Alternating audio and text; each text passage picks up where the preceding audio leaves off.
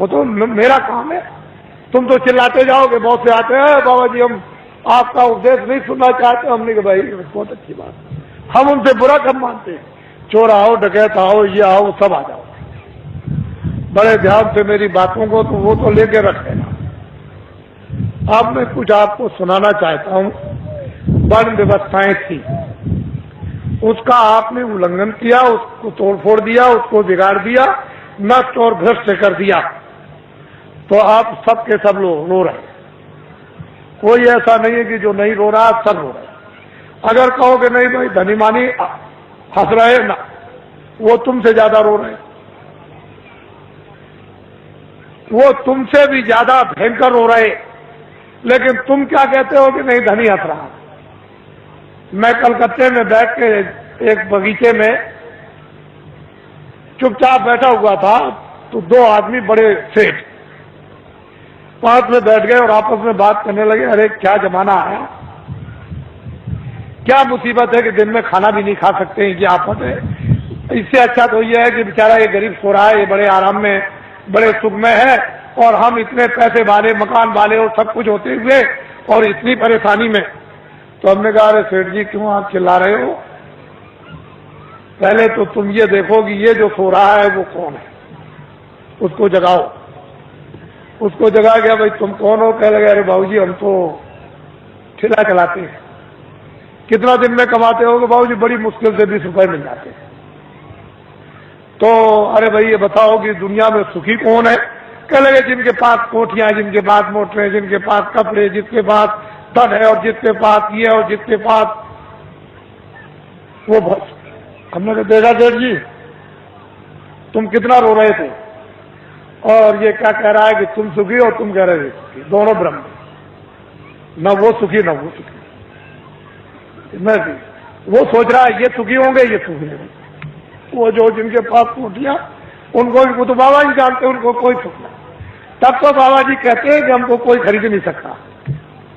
हिंदुस्तान में कोई पैदा ही नहीं हुआ कि बाबा जी को कोई अपने धन दौलत जवाहरात मकान और जमीन से खरीद ले। ये तो आप दिमाग से बात हमेशा निकाल देना, कोई हिंदुस्तान में बाबा जी को खरीद नहीं सकता। और बाबा जी इतने लक्ष्य के पक्के हैं कि मेरे पास बड़े बड़े नेता और लीडर और जो प्रधानमंत्री जो उनके लड़के चले गए वो भी मेरे पास पहुंचे और बड़ा उन्होंने लालच दिया। मैंने कहा इसका असर मेरे ऊपर में धूल के बराबर भी थे, लेकिन तुम देश का भला नहीं कर सकते, हम तुमको लिख करके देते हैं, आपके द्वारा देश का भला नहीं होगा। हम लिखते हैं आगे बड़ा आपके द्वारा नुकसान होगा देश का, और कुरेजी होगी देश की, और ये होगा और बर्बादी होगी और महंगाई होगा, सब जड़ दिया। और महात्माओं की बात नहीं मानोगे तो ये रास्ता खुदाली का नहीं, सब कुछ कह दिया। तो मतलब यह है कि बड़े लालच दिए जाते हैं। लोग सोचते होंगे कि शायद बाबा जी को कोई खरीद ले। यह तो अब मेरी बात बड़े ध्यान से यहां से आप शुरू करें। पहले तो ये आप बताइए कि आप किराए पर आए हो? हे बच्चियों मैं तुमको किराए पे लाया हूं? बोलो बच्चियों जोर से। कैसे को कह रही नहीं? तो ये बताओ बच्चे बच्चियों मैंने कुछ तुमको रुपया बांटा है? कैसे नहीं बांटा? अब एक बात तो आपकी है साथ में, मेरे पास तो कोई बच्चा है नहीं, मैं अकेला फकत हूं। अगर तुम्हारी दृष्टि से देखा जाए तो मेरे पास कोई बच्चा।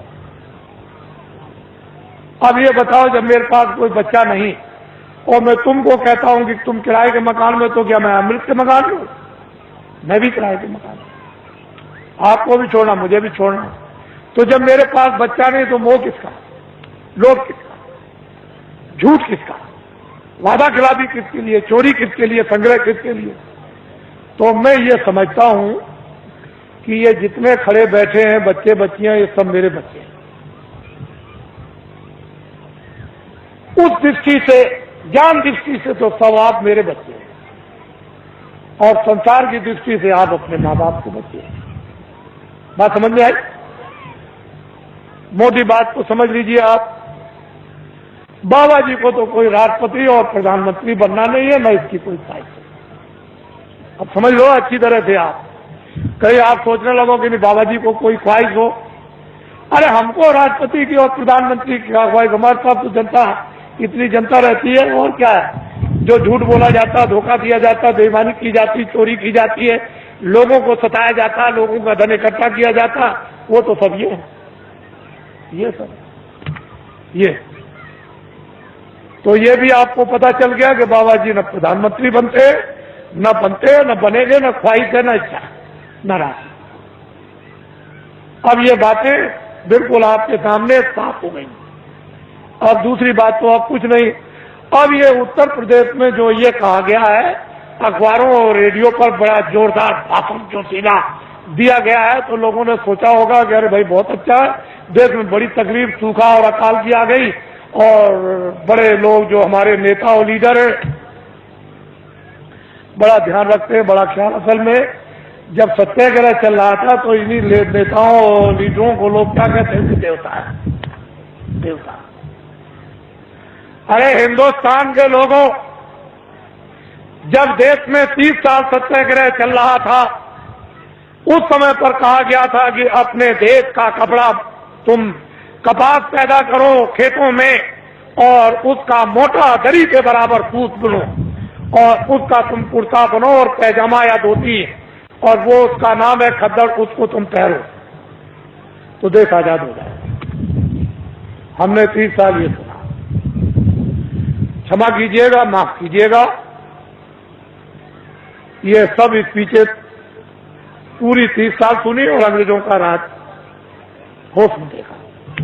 उनके कर्मचारी, अधिकारी, और उनके अगर कहीं कोई घटना हो जाए, कहीं पर कत्ल की घटना हो जाए, तो सारे जिले के अधिकारी टूट पड़े, मजाल है।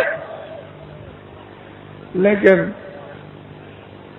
क्या, एक 6 पैसे तोला चांदी मेरे सामने, शुद्ध प्योर, कहीं मिलावट का नाम निशान नहीं, 12 रुपए तोला सोना मेरे सामने बिकता था।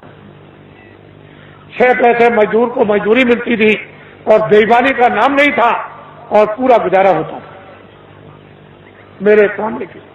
1 रुपए का 60 किलो चावल, 60 किलो गुड़ और 60 किलो चना बाजार में बिकता था। देहातों में तो छोड़ दीजिए, सब लोग, ये इनकी व्यवस्थाएं बनाई हुई थी कि 1 इंच की भी जमीन किसी के पास नहीं है तो बड़े ही तुम चले आओ खेत में, एक बोझा बांध लो, लोहार बांध लो, धोबी बांध लो, ब्राह्मण बांध लो, जिसके पास जमीन नहीं खेत में आ जाओ, एक गट्ठा बांध के, और 100 घर गांव में हुए तो 100 गट्ठे उसके 1 फसल करो गए। 2 फसलें होती थी 6 महीने के बाद। 100 गट्ठे धोबी, 100 गट्ठे बड़ई, 100 गट्ठे नाई, 100 गट्ठे ब्राह्मण, ये बांधते थे। और उस वक्त में 1 गट्ठा वो तो 200 गट्ठे हो गए एक के पास। क्या जरूरत है उसको खेती जोतने की और खेती रखने की, उसका तो पूरा। और ये हमारे छत्री और ब्राह्मण चुपचाप बच्चों को भेज दें, चले जाओ नाई के पास अनाज है, बड़ई के पास रखा हुआ, धीरे से सफाई पर ले आओ। और ये चुपचाप भेज करके बच्चों को अनाज रात को अंधेरे में, कि हम फसल आएगी घर में अब नहीं है तो जाओ ले आओ, और मैं ब्याज के सफाई पर दे देंगे। हमने देखा ब्याह शादी में ये छत्री और ये ब्राह्मण उन छोटे लोगों के काम, कपड़ा देना, ये देना, वो देना, अनाज देना, दूध देना, और फिर घी देना, लकड़ी देना, किसी तरह की छोटे को कोई तकलीफ नहीं हो पाती। हमने देखा कोई छोटों के साथ अन्याय तो कर ले, हम देखते तो हमने देखा। 30 बार सत्याग्रह देखा। क्षमा कीजिएगा, 48 में आजादी मिली, 5000 भी हिंदुस्तान में खद्दड़ पहनने वाले नहीं थे। समूचे हिंदुस्तान में पाकिस्तान को भी मिला दिया जाए, उसमें भी, और लंका को भी मिला दिया जाए, तो 5000 हिंदुस्तान में खद्दड़ पहनने वाले नहीं थे। जब ये कहा गया कि देश आजाद हो गया, खद्दड़ पहन लो, कहने लगे हम नहीं पहनेंगे, अपने घर और मकान कौन जलवाएगा, कौन बर्बाद कराएगा, इतना खौफ था। और एक दिन की आवाज पर इन बच्चों ने 1 करोड़ ने टाट। चलो जंगलवासियों, चलो चलो जंगलवासियों, आप अपनी जगह पर रहो बच्चों, वहीं धीरज के साथ सब लोग उसी जगह बैठे रहो, अपनी अपनी जगह पर बैठे रहो।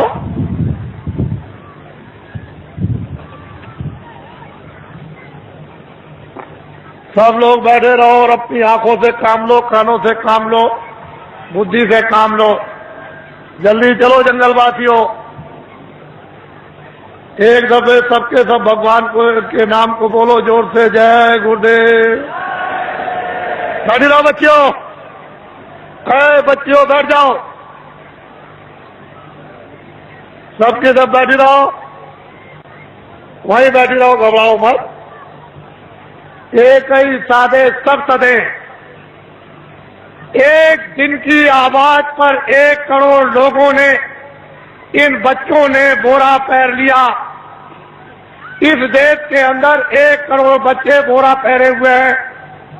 कौन हिंदुस्तान में नेता और लीडर पैदा हुआ जो एक दिन की आवाज पर करोड़ों बच्चों को ये टाट, ये बोरा, ये जूट पहरा दे? इनको देखो आप, पहले इतनों को देख लो, अभी तो आप आगे बहुत कुछ देखना है। इनको देखो, ये आपके सामने आ रहे हैं, बदन पर बोरा तो नहीं पहरे। मर्यादा के लिए एक लंगोटी तो जरूर है, लेकिन इनको देखो आप।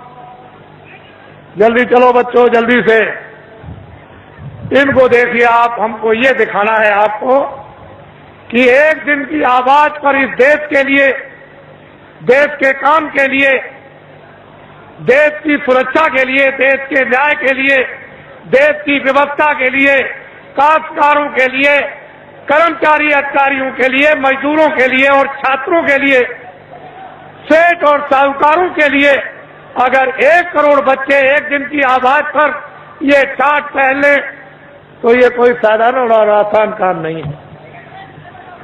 तुमने इतनी बड़ी बड़ी ताकत लगा दी और 5000 को भी तुमने खतर और टोपी पैजामा धोती नहीं ठहरा पाया, और 1 करोड़ बच्चे टाट पहरे देश में घूम रहे हैं। पहले तो लोगों ने सोचा था कि बाबा जी मजाक कर रहे होंगे। बाबा जी कोई किसी के साथ मजाक नहीं करते। इनको देखो अपनी आंखों से, बच्चे और बच्चियों बैठे रहो, वहीं से सब कुछ दिखाई देगा। क्यों घबराते हो? सब दृश्य दिखाई देगा, पूरा का पूरा। ये तो रात अंधेरे में तो हो नहीं रहा, ये तो आपकी आंखों के सामने रोशनी में हो रहा। बड़े ध्यान से आप इनको देखें और हमारी बातों को चुपचाप शांति से सुने। कोई बोलेगा नहीं बैठाने वाला, अपनी अपनी आवाज को बंद रखो। इनको देख लीजिए आप,